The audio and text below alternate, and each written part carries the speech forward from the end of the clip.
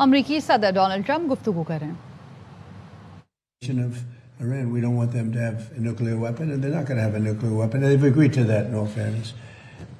This is something that's very exciting to me.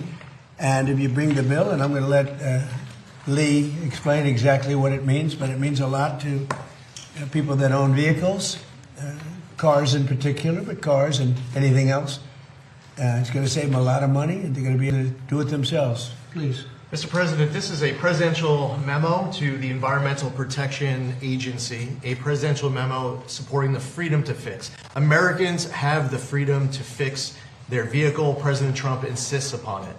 We are not going to be going after people who are fixing their own vehicle like past administrations have.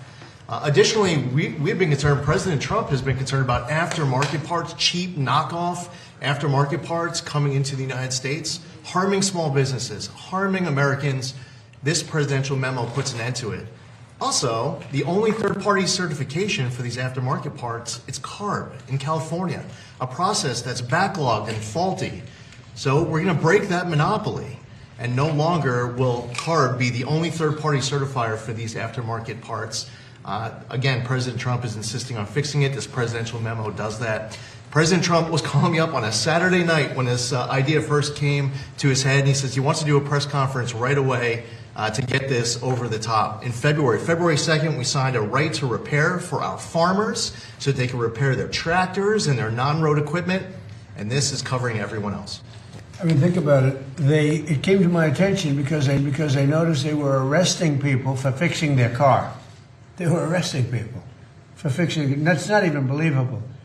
Anyway, so it's right to fix, and I think it's really common sense. If somebody wants to fix, some of these people are better mechanics than the mechanics in the shop. They're telling the mechanic in the shop how to fix their car or their truck. We signed the truck one a little while ago. So I'm going to sign this, and I'll be happy about it. We rule by common sense to a large extent.